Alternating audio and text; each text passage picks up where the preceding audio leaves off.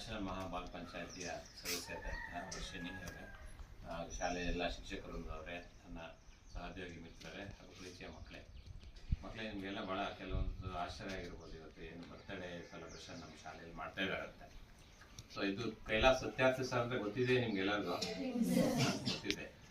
ಹಾಗಾಗಿ ಅವ್ರ ಬಗ್ಗೆ ವರ್ಷಿಣಿ ಮಾತಾಡಲಿದ್ದಾಳೆ. ಆಮೇಲೆ ಸರ್ ಎಲ್ಲಿ ಹುಟ್ಟಿದ್ರು ಏನು ಅದ್ರ ಬಗ್ಗೆ ವರ್ಷಿಣಿ ಮಾತಾಡ್ತಾಳೆ. ನಾನು ಕೆಲವು ವಿಚಾರಗಳನ್ನ ಹೇಳಲಿಕ್ಕೆ ಇಷ್ಟಪಡ್ತೀನಿ. ಏನಂತ ಹೇಳಿದ್ರೆ, ಸರ್ ಯಾವತ್ತೂ ಬರ್ತ್ಡೇನ ಆಚರಣೆ ಮಾಡಿದವರೇ ಅಲ್ಲ. ಕೈಲಾಸ್ ಸತ್ಯಾರ್ಥಿ ಸರ್ ಅವ್ರಿಗೆ ಇವತ್ತು 70ನೇ ವರ್ಷದ ನಾವು ಹುಟ್ಟುಹಬ್ಬವನ್ನು ಆಚರಣೆ ಮಾಡ್ತಾ ಇದ್ದೀವಿ. ಅವರು ಯಾವಾಗಿಂದ ಅಂತ ಹೇಳಿದ್ರೆ 2014ರಲ್ಲಿ ಅವ್ರಿಗೆ ನೊಬೆಲ್ ಶಾಂತಿ ಪ್ರಶಸ್ತಿ ಬಂದ ಮೇಲೆ ನಾವೆಲ್ಲ ಸ್ಟಾಫ್ ಒಂದು 400ಕ್ಕೂ ಹೆಚ್ಚು ಸ್ಟಾಫ್ ಇದ್ದೀವಿ ನಾವು ನಮ್ಮ ಕೈಲಾಸ್ ಸತ್ಯಾರ್ಥಿ ಫೌಂಡೇಶನಲ್ಲಿ. ನಾವೆಲ್ಲ ಒತ್ತಾಯ ಮಾಡಿದ್ವಿ, ಸರ್ ಇಲ್ಲ ಸರ್ ನೀವು ಹುಟ್ಟುಹಬ್ಬ ಮಾಡ್ಕೊಳ್ಳೇಬೇಕು, ನೀವು ಮಾಡಿ ನಮಗೆ. ಯಾಕೆಂದರೆ ಅವ್ರು ನೊಬೆಲ್ ಪ್ರಶಸ್ತಿ ಬಂದಾಗ ಆ ಪ್ರಶಸ್ತಿನ ಅವರು ನಮ್ಮ ಭಾರತ ಮಾತೆಗೆ ಅಂದರೆ ನಮ್ಮ ದೇಶಕ್ಕೆ ಅರ್ಪಣೆ ಮಾಡಿ ಇವತ್ತಿಗೂ ಆಗೋದು ಪ್ರಶಸ್ತಿ ರಾಷ್ಟ್ರಪತಿ ಭವನದಲ್ಲಿದೆ. ಸೊ ಅದನ್ನು ಯಾರಿಗೆ ಇದನ್ನು ಅರ್ಪಣೆ ಮಾಡ್ತೀರಾ ಅಂದಾಗ ನಾನು ಎಲ್ಲ ಸ್ಟಾಫ್ಗಳಿಗೆ ನಾನು ಈ ಒಂದು ನೊಬೆಲ್ ಪ್ರಶಸ್ತಿನ ನಾನು ಅರ್ಪಣೆ ಮಾಡ್ತೇನೆ ಅಂತಂತ ಹೇಳಿದಾಗ ನಮಗೆ ಎಲ್ಲರಿಗೂ ಅದನ್ನು ಪ್ರತಿಯೊಬ್ಬರಿಗೂ ಕೂಡ, ಅದರಲ್ಲೂ ನಾನು ನಮ್ಮ ಪುಣ್ಯನೇನೋ ಆ ನೊಬೆಲ್ ಪ್ರಶಸ್ತಿಯನ್ನು ಪಾರಿತೋಷಕವನ್ನು ನಾನು ಕೂಡ ಅದನ್ನು ಕೈಯಲ್ಲಿ ಇಟ್ಕೊಂಡು ಸರ್ ಜೊತೆ ಕೂಡ ಎಲ್ಲ ತೆಗೆಸ್ಕೊಂಡಿದ್ದೀವಿ. ಸೊ ಅಂದರೆ ಅವರು ನಮಗಾಗಿ ಎಲ್ಲರಿಗೂ ಮಕ್ಕಳಿಗೋಸ್ಕರ ಅಲ್ಲ, ನಮ್ಮ ಎಲ್ಲ ಮಕ್ಕಳಿಗೋಸ್ಕರ ಇದನ್ನು ಅರ್ಪಣೆ ಮಾಡ್ತಾ ಇದ್ದೀನಿ ಅಂತೇಳಿ ಅದನ್ನು ದೇಶಕ್ಕೆ ಅರ್ಪಿಸ್ಬಿಡ್ತಾರೆ. ಸೊ ಹಾಗಾಗಿ ಅವರ ಹುಟ್ಟಿದಬ್ಬವನ್ನು ನಾವು ಅಲ್ಲಿಂದ ಮುಂದಕ್ಕೆ 2015ರಿಂದ ನಾವು ಎಲ್ಲ ಕಡೆ ಎಲ್ಲ ಆರ್ಗನೈಸೇಷನಲ್ಲಿ ನಮ್ಮ ಎಲ್ಲ ಕಡೆಯೂ ಕೂಡ ಆಚರಣೆ ಮಾಡ್ತಾ ಇದ್ವಿ. ಆದರೆ ಸರ್ ಒಂದೇ ಒಂದು ಕಂಡೀಷನ್ ಹೇಳಿದ್ರು, ನನ್ನ ಹುಟ್ಟುಹಬ್ಬವನ್ನು ನೀವು ಎಲ್ಲೂ ಕೂಡ ಆಚರಣೆ ಮಾಡಬೇಡಿ, ನನಗೆ ಅದು ಇಷ್ಟ ಆಗಲ್ಲ, ನನಗೆ ಈ ಒಂದು ಆಚರಣೆಗಳಲ್ಲಿ ನನಗೆ ನಂಬಿಕೆ ಇಲ್ಲ ಅನ್ನೋದಕ್ಕಿಂತ ಹೆಚ್ಚಾಗಿ ನನ್ನ ದೇಶದ ಪ್ರತಿ ಮಗುವೂ ಕೂಡ ಸುರಕ್ಷಿತವಾಗಿದೆ ಅಂತಂದರೆ ಮಾತ್ರ ನಾನು ಅದಕ್ಕೆ ಅರ್ಹನಾಗಿರ್ತೇನೆ. ಇಲ್ಲ ಅಂದರೆ ನಾನು ಆಚರಣೆ ಮಾಡ್ಕೊಳ್ಳೋದ್ರಲ್ಲಿ ಹುಟ್ಟುಹಬ್ಬನ ಆಚರಣೆ ಮಾಡ್ಕೊಳ್ಳೋದ್ರಲ್ಲಿ ಅರ್ಥ ಇರಲ್ಲ ಅಂತೇಳಿ ಬೇಡ ಅಂತೇಳಿ ಅವರು ತುಂಬಾ ಇದು ಮಾಡಿದರು. ಆಗ ನಾವು ಅದನ್ನು ಇಲ್ಲ ಸರ್, ನಾವು ನಿಮ್ಮ ಹುಟ್ಟಿದ ಹಬ್ಬವನ್ನು ನಾವು ಆಡಂಬರ ಮಾಡಲಿಕ್ಕೋ ಅಥವಾ ಏನೋ ಒಂದು ಖರ್ಚು ಮಾಡಲಿಕ್ಕೋ ಮಾಡ್ತಾ ಇಲ್ಲ. ನಮ್ಮ ಉದ್ದೇಶ ಏನಂದರೆ ಅವತ್ತು ನಿಮ್ಮ ಹುಟ್ಟಿದ ಹಬ್ಬವನ್ನು ಎಲ್ಲ ಮಕ್ಕಳ ಸುರಕ್ಷತೆಗೋಸ್ಕರ ಸುರಕ್ಷಿತ ಬಾಲ್ಯ ದಿನಾಚರಣೆ ಅಂತೇಳಿ ಬ್ಯಾನರ್ಲಿ ನೋಡ್ಬೋದು. ಈಗ ಸುರಕ್ಷಿತ ಬಾಲ್ಯ ದಿನಾಚರಣೆಯಿಂದ ಮಾಡ್ತಿದ್ದೀವಿ. ಅಂದರೆ ನಮ್ಮ ಎಲ್ಲ ದೇಶದಲ್ಲಿ ಇರ್ತಕ್ಕಂಥ ಮಕ್ಕಳ ಸುರಕ್ಷತೆಗೋಸ್ಕರ ಇವತ್ತು ಹುಟ್ಟಿದ ಹಬ್ಬ ದಿವಸ ನಾವು ಏನು ಮಾಡ್ಬೋದು. ನಿಮ್ಮ ಹುಟ್ಟಿದ ಹಬ್ಬ ದಿವಸ ಇವತ್ತು ಸರ್ ಒಬ್ಬರು ಹುಟ್ಟಿದ್ದಕ್ಕೆ ಎಷ್ಟೋ ಕೋಟ್ಯಾಂತರ ಜನ ಮಕ್ಕಳಿಗೆ ಅನುಕೂಲ ಆಗ್ತಾ ಇದೆ ಅಂತಂದಾಗ ಅವ್ರು ಹುಟ್ಟಿದ ಹಬ್ಬ ದಿನ ನಾವೆಲ್ಲ ಒಂದು ಸಂಕಲ್ಪ ಮಾಡೋಣ. ನಾವು ಮುಂದೆ ಒಬ್ಬ ಕೈಲಾಸ್ ಸತ್ಯಾರ್ಥಿ ಅಂತ ಒಂದು ಧೀಮಂತ ವ್ಯಕ್ತಿಗಳಾಗಿ ನಾವೆಲ್ಲ ಬೆಳೆಯೋಣ. ಮತ್ತು ಅವರು ಹೇಗೆ ಮಕ್ಕಳಿಗೆ ರಕ್ಷಣೆಗೋಸ್ಕರ ಅವರ ಜೀವನವನ್ನು ಮುಡುಪಾಗಿಟ್ಟರೋ ಅದೇ ಥರ ನಾವು ಕೂಡ ಎಲ್ಲ ಮಕ್ಕಳ ರಕ್ಷಣೆಗೆ ಮುಂದಾಗಬೇಕಾಗುತ್ತೆ. ಯಾಕೆಂದರೆ ಕೈಲಾಸ್ ಸತ್ಯಾರ್ಥಿ ಇರೋದಲ್ಲಿ ಡೆಲ್ಲಿಲಿದ್ದಾರೆ. ಅವರು ಅಲ್ಲಿ ಕೂತ್ಕೊಂಡು ನಮ್ಮ ಇಲ್ಲಿ ಗ್ರಾಮದ ಮಕ್ಕಳ ಬಗ್ಗೆ ಯೋಚನೆ ಮಾಡ್ತಾರೆ ಅಂತಂದರೆ ನಾವು ಇಲ್ಲಿಯವರೇ ಆಗಿದ್ಕೊಂಡು ನಮಗೆ ಜವಾಬ್ದಾರಿಗಳಿರುತ್ತೆ. ಮತ್ತು ನಮಗೆ ನೀವೆಲ್ಲ ಮಕ್ಕಳೆಲ್ಲ ನೀವೆಲ್ಲ ಪ್ರಬುದ್ಧರಿದ್ದೀರ, ನಿಮಗೆಲ್ಲ ಗೊತ್ತಿದೆ ಇವಾಗ ಒಳ್ಳೇದು ಯಾವುದು ಕೆಟ್ಟದ್ದು ಯಾವುದು ಎಲ್ಲ ಗೊತ್ತಿದೆ. ಮತ್ತು ಮಕ್ಕಳು ಶಾಲೆಯಿಂದ ಹೊರಗಡೆ ಇರೋಂಥ ಮಕ್ಕಳು, ದುಡಿಮೆಯಲ್ಲಿ ಇರೋಂಥ ಮಕ್ಕಳು, ಮತ್ತು ಬಾಲ್ಯ ವಿವಾಹಕ್ಕೊಳಗಾದಂಥ ಮಕ್ಕಳು, ಇದೆಲ್ಲ ನಿಮ್ಮ ಗಮನಕ್ಕೆ ಬರ್ತಾನೆ ಇರುತ್ತೆ, ನಿಮ್ಮ ಗ್ರಾಮದಲ್ಲಿ ನೋಡ್ತಾನೆ ಇರ್ತೀರ. ಆದರೆ ನೋಡಿ ಅದನ್ನು ಸುಮ್ಮನೆ ಇರೋದು ಬೇಡ, ಅದ್ರ ಬಗ್ಗೆ ಧ್ವನಿ ಎತ್ತಬೇಕು. ಇಲ್ಲ ಇದು ಮಾಡ್ತಾ ಇರೋದು ತಪ್ಪು ಅಂತೇಳಿ ಅದನ್ನು ನಿಲ್ಲಿಸ್ಬೇಕು. ಈ ದೌರ್ಜನ್ಯಗಳಿಂದ ಮಕ್ಕಳನ್ನು ಮುಕ್ತಗೊಳಿಸಬೇಕು ಅನ್ನೋ ಉದ್ದೇಶದಿಂದ ಮಕ್ಕಳ ಸುರಕ್ಷತೆಗೋಸ್ಕರ ಇವತ್ತು ಹುಟ್ಟಿದ ಹಬ್ಬವನ್ನು ಆಚರಣೆ ಮಾಡ್ತಾ ಇದ್ದೀವಿ. ನಾವು ಸರ್ಗೆ 2015ರಲ್ಲಿ ಬರ್ತ್ಡೇ ಮಾಡುವಾಗ ಅವ್ರು ಸರ್ ಫಸ್ಟ್ ಹೇಳಿದರು ಕೇಕ್ ಕಟ್ಟಿಂಗ್ಸು ಅದು ಇದು ಏನು ಬೇಡ ಅಂತೇಳಿ. ಆಮೇಲೆ ನಾವು ಬರ್ತಾ ಸ್ವಲ್ಪ ಸರ್ಗೆ ಸ್ವಲ್ಪ ಹೇಳಿ ಇಲ್ಲ ಸರ್ ಮಕ್ಕಳಿಗೆ ಆಯಿತು, ನಿಮ್ಮ ಇದಕ್ಕೆ ನಿಮ್ಮ ಬಗ್ಗೆ ನೀವು ಯೋಚನೆ ಮಾಡಂಗೆ ಮಾಡ್ತೀವಿ. ಮಕ್ಕಳಿಗೆ ಬರ್ತಡೇ ಅಂದರೆ ಸ್ವಲ್ಪ ಎಲ್ಲರಿಗೂ ಆಸೆ ಏನೋ ಸ್ವೀಟ್ ಏನಾದ್ರು ತಿನ್ನಬೇಕು, ಇಲ್ಲ ಏನಾದ್ರು ಕೇಕ್ ಕಟ್ ಮಾಡಬೇಕು ಅನ್ನೋದಿರುತ್ತೆ. ಇದು ಆಚರಣೆಗೋಸ್ಕರ ಅಂತ ಅಲ್ಲ, ಆ ಮಕ್ಕಳಿಗೂ ಕೂಡ ಖುಷಿ ಆಗುತ್ತೆ. ನಾವು ಮಾಡ್ತೀವಿ ಸರ್ ನಾವು ಅಂದಾಗ ಆಯಿತು ಅಂತೇಳಿ ಅವ್ರನ್ನ ಒಪ್ಸೋದೇ ಒಂದು ದೊಡ್ಡ ಸವಾಲಾಯಿತು ಎಲ್ಲರಿಗೂ. ಅಂದರೆ ಯಾಕೆ ಅಂತ ಹೇಳಿದ್ರೆ ಸರ್ ತುಂಬ ಸರಳವಾಗಿ ಜೀವನವನ್ನು ನಡೆಸ್ತಾ ಇರುವಂಥವ್ರು. ಇವತ್ತು ನಿಮಗೆ ಗೊತ್ತಿದೆ, ನಮ್ಮ ಕೈಲಾಸ್ ಸತ್ಯಾರ್ಥಿ ಸರ್ ನೊಬೆಲ್ ಪ್ರಶಸ್ತಿ ತಗೊಂಡ್ಮೇಲೆ ಇವತ್ತು ವಿಶ್ವದಾದ್ಯಂತ ಅವ್ರದ್ದೆಲ್ಲ Satyarthi movement for global compassion ಅಂತೇಳಿ ಇವತ್ತು ಕರುಣಾಮಯಿ ಸಮಾಜವನ್ನು ನಿರ್ಮಾಣ ಮಾಡಲಿಕ್ಕೆ ಇವತ್ತು ವಿಶ್ವದಾದ್ಯಂತ ಪ್ರಾಜೆಕ್ಟ್ ಲಾಂಚ್ ಮಾಡಿದ್ದಾರೆ. ಆ ಪ್ರಾಜೆಕ್ಟಲ್ಲಿ ನಾವು ಕೂಡ ಎಲ್ಲ ಇದ್ದೀವಿ. ಸೊ ಹಾಗಾಗಿ ಇವತ್ತು ವರ್ಷಿಣಿನ ನಾವು ಇಲ್ಲಿಂದ ಆಯ್ಕೆ ಮಾಡಿ ಈ ಗ್ರಾಮದಿಂದ ನಾವು ಡೆಲ್ಲಿ ಕರ್ಕೊಂಡು ಹೋಗ್ಬೇಕಾದ್ರೆ ನಾವು ಅವ್ರಿಗೆ ಅದು ಉದ್ದೇಶ ಇದ್ದಿದ್ದು ಅಷ್ಟೇ, ನಮ್ಮ ಮಕ್ಕಳು ಇಲ್ಲಿ ಓದಂಥ ಮಕ್ಕಳು ಅಲ್ಲಿ ತುಂಬ ಚೆನ್ನಾಗಿ ಮಾತಾಡಬೇಕು. ಅವ್ರಿಗೆ ಲ್ಯಾಂಗ್ವೇಜ್ ಸಮಸ್ಯೆ ಆದರೂ ಪರವಾಗಿಲ್ಲ, ಕನ್ನಡದಲ್ಲೇ ಅವರ ಸಮಸ್ಯೆಗಳನ್ನ ಎಲ್ಲ ಮಾತಾಡಲಿ, ಅಂತೇಳಿ ನಾವು ಅಂದ್ಕೊಂಡು ಕರ್ಕೊಂಡು ಹೋಗಿದ್ವಿ. ಕರ್ಕೊಂಡು ಹೋದಂಥ 12 ಮಕ್ಕಳಲ್ಲಿ ವರ್ಷಿಣಿ ಒಬ್ಳು ಆಯ್ಕೆ ಆದ್ಲು. ಅಂದ್ರೆ ಬೇರೆ ಬೇರೆ ರಾಜ್ಯಗಳಿಂದೆಲ್ಲ ಬಂದಿದ್ರು ಮಕ್ಕಳು. ತುಂಬಾನೇ ಕಾಂಪಿಟೇಷನ್ ಇತ್ತು, ಲ್ಯಾಂಗ್ವೇಜ್ ಸಮಸ್ಯೆ ಇತ್ತು, ಕ್ಯಾನ್ವಾಸ್ ಮಾಡಬೇಕಾಗಿತ್ತು, ಅವ್ರಿಗೆಲ್ಲ ಮನೆ ಹೊಲಿಸಿ ಅವ್ರಿಗೆ ಓಟನ್ನ ಕೇಳಬೇಕಾಗಿತ್ತು. ಬೇರೆ ಬೇರೆ ಸ್ಟೇಟಿಂದ ಅವ್ರ ಕಡೆ ಸಪೋರ್ಟಿಂದ ಎಲ್ಲ ಬಂದಿದ್ರು. ನಮ್ಮ ಕಡೆಯಿಂದ ಬರೀ 12 ಮಕ್ಕಳು ಪ್ಲಸ್ ನಾವೆರಡು ಸ್ಟಾಫು, 14 ಜನ. ಅವ್ರು ಒಬ್ಬೊಬ್ರ ಕಡೆಯಿಂದ 30 ಜನ 40 ಜನ ಹಂಗೆಲ್ಲ ಬಂದಿದ್ರಲ್ಲ. ಅವರ ಮನವೊಲಿಸಿ ನಮಗೆ ಓಟ್ ತಗೊಳ್ಳೋದಿದೆಯಲ್ಲ, ಅದು ಸ್ವಲ್ಪ ಸವಾಲೇ ಆಗಿತ್ತು ವರ್ಷಿನಿಗೆ. ಹಾಗಾಗಿ ಅವಳು ನನ್ನ ಜೊತೆಗೆ ನಾವೆಲ್ಲ ಸಪೋರ್ಟ್ ಮಾಡಿ ಇಲ್ಲಿ ಓದಂಥ ಮಕ್ಕಳು ಸ್ವಲ್ಪ ಗೊತ್ತಿರೋ ಕನ್ನಡನ ಅವ್ರಿಗೆ ಕಲಿಸಿ, ಅವರ ನಾವೆಲ್ಲ ಕಲ್ತ್ಕೊಂಡು ಎಲ್ಲ ಸ್ವಲ್ಪ ಇದು ಮಾಡಿ ಮನವೊಲಿಸಿ ಅವಳು ಆಯ್ಕೆ ಆದ್ಲು. ಅಂದರೆ ಈ ಒಂದು ನ್ಯಾಷನಲ್ ಮಹಾಬಾಲ್ ಪಂಚಾಯಿತಿಯಲ್ಲಿ ನಮ್ಮ ಕರ್ನಾಟಕದಲ್ಲಿ ಯಾವಾಗಲೇ ಹೋದ್ರು ನಾವು ಒಬ್ಬರು ಆ ಮಕ್ಕಳು ಆಯ್ಕೆ ಆಗೇ ಆಗ್ತಾರೆ. ಹಾಗಾಗಿ ಅವಳು ಕೂಡ ಆಯ್ಕೆ ಆದ್ಲು. ಭಾಳ ಚೆನ್ನಾಗಿ ಅದರ ಜೊತೆಲಿ ಸಮಯವನ್ನು ಕಳೆದಿದ್ದಾರೆ. ಆ ಮಕ್ಕಳ ಜೊತೆಲಿ ಸರ್ ಜೊತೆಲಿ ಆಡಿದ್ರು, ಹಾಡು ಹೇಳಿದ್ರು, ಡ್ಯಾನ್ಸ್ ಮಾಡಿದ್ರು. ಅವ್ರದ್ದೇ ಒಂಥರ ಕಲ್ಚರ್ ಚೆನ್ನಾಗಿರುತ್ತೆ ನಾರ್ತಲ್ಲಿ. ಸೊ ಮಕ್ಕಳ ಅಲ್ಲಿ ಹೋದಾಗ ಸರ್ ನಿಮ್ಮ ಮಕ್ಕಳ ಜೊತೆಲೆ ಬೆರೆಸ್ಬಿಡ್ತಾರೆ, ನಮ್ಮನ್ನ ದೂರ ಇಡ್ತಾರೆ, ಸ್ವಲ್ಪ ದೊಡ್ಡವ್ರಿಗೆ ದೂರ ಇದೆ. ಹಾಗಾಗಿ ಮಕ್ಕಳು ಅಂದರೆ ತುಂಬ ಪ್ರೀತಿ ಅವರಿಗೆ. ಅದಕ್ಕೋಸ್ಕರನೇ ಅವರು ಆ ಒಂದು ದೊಡ್ಡ ಸಾಧನೆಯನ್ನು ಮಾಡಲಿಕ್ಕೆ ಸಾಧ್ಯವಾಗಿದೆ. ಹಾಗಾಗಿ ಇವತ್ತು ಅವರ ಸರ್ದು ಬರ್ತ್ಡೇನ ನಾವು ಆಚರಿಸ್ಬೇಕು ಅಂದಾಗ ನಾವು ಮೊದಲು ಗುಂಡ್ಲುಪೇಟೆಯಲ್ಲಿ ಮಾಡಿದ್ವಿ. ಮಕ್ಕಳ ಮನೆ ಅಂತಿದೆ, ಅಲ್ಲಿ ಒಂದು ಸೇಮಸ್ ಮಕ್ಕಳ ಮನೆಯಲ್ಲಿ ಕೂಡ ಮಾಡಿದ್ವಿ. ಸುಮಾರು ಹಲವಾರು ಕಡೆ ಪ್ರತಿ ವರ್ಷ ಕಾರ್ಯಕ್ರಮಗಳನ್ನ ನಾವು ಮಾಡ್ತಾ ಇರ್ತೀವಿ. ಅದೇ ಸರಿ ಮೊದಲನೇದಾಗಿ ನಾವು ಕೆಲಸದಲ್ಲಿ ಆಚರಣೆ ಮಾಡೋಣ. ಯಾಕೆಂತಂದ್ರೆ ಇಲ್ಲಿ ನಿಮಗೆಲ್ಲ ಗೊತ್ತಿದೆ, ನಮ್ಗೆ ಎಷ್ಟೊಂದು ಹೊರಗಡೆ ಮಕ್ಕಳ ಮೇಲೆ ದೌರ್ಜನ್ಯಗಳಾಗಿರ್ಬೋದು, ಶಾಲೆ ಬಿಟ್ಟಂತ ಮಕ್ಕಳಾಗಿರ್ಬೋದು, ಇಲ್ಲಿ ಅಂತಲ್ಲ ಹೊರಗಡೆ ಎಲ್ಲಾದ್ರೂ ಆಗಿರ್ಬೋದು, ಮಕ್ಕಳಿಗೆ ಏನೇ ತೊಂದರೆ ಆದ್ರೂ ನಾವು ಅದನ್ನ ನೋಡ್ಕೊಂಡು ಸುಮ್ಮನೆ ಇರೋದು ಬೇಡ. ಇವತ್ತು ಸುರಕ್ಷಿತ ಬಾಲ್ಯ ದಿನಾಚರಣೆ ಅಂತ ಯಾಕೆ ಆಚರಣೆ ಮಾಡ್ತಿದ್ದೀವಿ ಅಂದ್ರೆ ಮಕ್ಕಳ ಸುರಕ್ಷತೆ ಆದ್ಯತೆ ಅಂತ. ಹಾಗಾಗಿ ಇವತ್ತು ನೀವೆಲ್ಲ ಪುಣ್ಯ ಮಾಡಿದ್ದೀರಾ, ನಿಮ್ಮ ತಂದೆ ತಾಯಿ ನಿಮ್ಮನ್ನ ಶಿಕ್ಷಣದ ವ್ಯವಸ್ಥೆ ಒಳಗಡೆ ತಂದಿದ್ದಾರೆ. ಇವತ್ತು ನಿಮಗೆ ಗುರುಗಳು, ನಿಮ್ಗೆ ಇಲ್ಲೆಲ್ಲ ಶಿಕ್ಷಕರು ಇದ್ದಾರೆ, ನಿಮ್ಗೆ ಒಳ್ಳೇದು ಯಾವುದು ಕೆಟ್ಟದ್ದು ಯಾವುದು ಎಲ್ಲಾನು ತಿಳಿಸ್ತಾರೆ. ನಿಮ್ಗೆಲ್ಲ ಹಿಂಗ್ ಮಾಡ್ಬೇಡಿ, ಮಕ್ಕಳ ಹಿಂಗೆ ಇದೇ ತರ ಇರಬೇಕು, ಈ ತರನೇ ಓದ್ಬೇಕು, ಈ ತರನೇ ತಂದೆ ತಾಯಿಗೆ ಒಳ್ಳೆ ಹೆಸರು ತರಬೇಕು, ಶಾಲೆಗೆ ಒಳ್ಳೆ ಹೆಸರು ತರಬೇಕು, ಊರಿಗೆ ಒಳ್ಳೆ ಹೆಸರು ತರಬೇಕು, ಇದೆಲ್ಲ ಗೈಡ್ ಮಾಡ್ತಾರೆ. ಆದ್ರೆ ಏನೋ ಸಿಗದೇ ಇರೋಂಥ ಎಷ್ಟೋ ಮಕ್ಕಳು, ಶಿಕ್ಷಣದಿಂದ ವಂಚಿತರಾಗಿರೋಂಥ ಮಕ್ಕಳು ಸುಮಾರು ಜನ ಮಕ್ಕಳಿಗೆ ಹೊರಗಡೆ ಇದ್ದಾರೆ. ಅಂತ ಮಕ್ಕಳಿಗೆ ಭವಿಷ್ಯ ಮುಂದೆ ಸಿಗ್ಲಿ, ಒಳ್ಳೆ ಭವಿಷ್ಯ ಸಿಗ್ಲಿ ಅನ್ನೋದು ಸರ್ ನನ್ನ ಆಸೆ.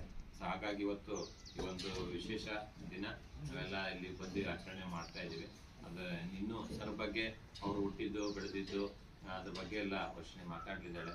ಆದರೆ ಸರ್ ಕೂಡ ನಾವು ಈ ಸರಿ ಸರ್ ಹೋದ ಸರಿ ಮೀಟಿಂಗಲ್ಲಿ ನಾವು ಕೂಡ ಎಲ್ಲ ಹೇಳಕ್ ಹೇಳಿದ್ವಿ, ಸರ್ನ ಇಲ್ಲಿ ಕರೆಸ್ಬೇಕು ಅನ್ನೋದು ನಮಗೆ ಒಂದು ಆಸೆ ಇದೆ. ಅಂದ್ರೆ ಅವರು 2010ರಲ್ಲಿ ಪ್ರಾಜೆಕ್ಟ್ ಶುರು ಮಾಡ್ಬೇಕಾದ್ರೆ ಬಂದಿದ್ರು. ಸೊ ಆಮೇಲೆ ಬಂದಿಲ್ಲ. ಈಗೆಲ್ಲ ತುಂಬಾ ಜಿಲ್ಲಾಡಳಿತ ಮೈಸೂರಲ್ಲಿ ಮತ್ತೆ ಬೆಂಗಳೂರಲ್ಲ ತುಂಬಾ ಕೇಳ್ತಾ ಇದ್ದಾರೆ ಸರ್ನ ಒಂದ್ಸರಿ ಕರೆಸಿ ಅಂತ. ಬ್ಯಾಂಗ್ಳೂರ್ ಬಂದಿದ್ದಾರೆ ಒಂದ್ 2-3 ಸರಿ ಕ್ರೈಸ್ಟ್ ಕಾಲೇಜ್ಗೆ. ಇಲ್ಲಿಗೆ ಸರ್ ಕರೆಸ್ಬೇಕು. ಯಾಕಂದ್ರೆ ಒಬ್ಬ ನೊಬೆಲ್ ಶಾಂತಿ ಪುರಸ್ಕೃತರು ಒಬ್ರು ಇನ್ನೂ ಜೀವಂತವಾಗಿ ಇದ್ದಾರೆ ನಮ್ಮಲ್ಲೇ, ಅದು ನಮ್ಮ ಭಾರತದವರೇ ಅಂತಂದಾಗ ನಾವು ಅವ್ರನ್ನ ನೋಡ್ಬೇಕು, ಮಾತಾಡಿಸ್ಬೇಕು ಅನ್ನೋದು ಪ್ರತಿಯೊಬ್ಬರಿಗೂ ಒಂದು ಆಸೆ ಇರುತ್ತೆ. ಸೊ ಹಾಗಾಗಿ ಸರ್ನ ನಾವು ಈ ಸರಿ ಹೋದಾಗ ಡೆಲ್ಲಿಲಿ ತುಂಬಾ ಪೋಸ್ಟ್ ಮಾಡಿ ಕರೆದಿವಿ, ಸರ್ ಬರ್ಬೇಕು, ಖಂಡಿತ ಬರ್ಬೇಕು, ನೀವು ಒಂದ್ಸರಿ ಇಲ್ಲಿ ಬಂದ್ರೆ ಒಂದು ಮಕ್ಕಳ ಮಕ್ಕಳುಗಳಿಗೆ ಒಂದು ಚೆನ್ನಾಗಿ ಒಂದು ಸಂಚಲನ ಸಿಕ್ದಂಗೆ ಆಗುತ್ತೆ ಅಂತ. ಖಂಡಿತ ಅವ್ರು ಬರ್ತೀವಿ ಅಂತ ಹೇಳಿದರೆ ಅದಕ್ಕೆ ನಾವು ಒಂದು ಪೋಸ್ಟ್ ಕಾರ್ಡ್ ಅಲ್ಲಿ ಅಂದ್ರೆ ಒಂದು ಲೆಟರ್ ಬರೆದು ಮಕ್ಕಳ ಕೈಯಿಂದ ನೀವು ಸರ್ ಬರಬೇಕು, ನೀವು ನಿಮ್ಮನ್ನು ನಾವು ನೋಡಬೇಕು ಅಂತ ಹೇಳಿ ಒಂದು ಲೆಟರ್ ಕ್ಯಾಂಪೇನ್ ತರ ಮಾಡಿಸಿ ಒಂದಷ್ಟು ಲೆಟರ್ ಬರ್ಸ್ ಕಳಿಸೋಣ ಅಂತ ಅಂದ್ಕೊಂಡಿದ್ವಿ. ಅದನ್ನೆಲ್ಲ ಮಾಡಿ ನಾನು ನಾಗಮ್ಮ ಅವ್ರಿಗೆ ಹೇಳಿ ಅದನ್ನ ಕಾರ್ಡ್ಸ್ಗಳು ಕಳಿಸ್ಕೊಡ್ತೀವಿ. ಅದನ್ನ ಕಾರ್ಡಲ್ಲಿ ನೀವೆಲ್ಲರೂ ಸರ್ ಬನ್ನಿ ಅಂತ ಹೇಳಿ ನೀವು ಇಲ್ಲಿ ಬಂದು ನಮ್ಮನ್ನು ನೋಡಬೇಕು ಅಂತ, ನಿಮ್ಮನ್ನ ನೋಡಬೇಕು, ನಾವು ಡೆಲ್ಲಿಗೆ ಬರೋಕ್ಕಾಗಲ್ಲ, ನೀವು ಒಬ್ಬರು ಬಂದರೆ ನಾವೆಲ್ಲ ಇಲ್ಲೇ ನೋಡ್ತೀವಿ ಅಂತ ನೀವೆಲ್ಲ ಒಂದು ಕ್ಯಾಂಪೇನ್ ಥರ ಮಾಡಿದ್ರೆ ಖಂಡಿತವಾಗಿ ಸರ್ ಬರ್ತಾರೆ. ಅವ್ರಿಗೆಲ್ಲ ನಾವು ನಿಜವಾಗ್ಲೂ ನೋಡುವಂಗೆ ಆಗಲಿ. ಯಾಕೆಂದರೆ ಈಗಿನ ಜನ್ರೇಷನ್ ನಾವೆಲ್ಲ ಹೇಳ್ತೀವಿ, ಎಲ್ಲ ಅವ್ರು ನೋಡಿದ್ವಿ, ಇವ್ರು ನೋಡಿದ್ವಿ, ಗಾಂಧೀಜಿಯವ್ರು ನೋಡಿದ್ವಿ ಅಂತ ಕೆಲವು ತುಂಬ ಹಿಂದಿನವರೆಲ್ಲರೂ ಹೇಳ್ತಾರೆ.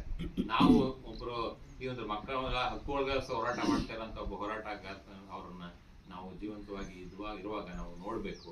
ಅವ್ರನ್ನ ಏನೋ ಒಂದು ಪಾಸಿಟಿವ್ನೆಸ್, ನಾವು ಅವ್ರ ಹತ್ರ ಹೋದಾಗ್ಲೇನೆ ಅವ್ರ ಹತ್ರ ಮಾತಾಡಿದ್ರೇನೆ ಏನೋ ಒಂದು ಎನರ್ಜಿ ಬಂದಂಗೆ ಆಗುತ್ತೆ. ಸರ್ ಒಂಥರ ಅವರ ಒಂದು ವ್ಯಕ್ತಿತ್ವ ಆ ಥರ ಇದೆ. ಸೊ ಹಾಗಾಗಿ ಇದು ಒಂದು ಸಂಸ್ಥೆ ಅಲ್ಲ, ಇದೊಂದು ನಿರಂತರವಾಗಿ ಆಂದೋಲನ ನಡ್ಕೊಂಡು ಹೋಗ್ತಾರೆ. ಸರ್ ಕೂಡ ಹೇಳಿದ್ರು ಮಾತಾಡ್ಬೇಕಾದ್ರೆ ಬಚಪನ್ ಬಚಾವ್ ಆಂದೋಲನ ಅಂತ ಹೇಳಿ. 1980ನೇ ಇಸ್ವಿಯಲ್ಲಿ ಸರ್ ಅದನ್ನ ಹುಟ್ಟಾಕಿದ್ರು.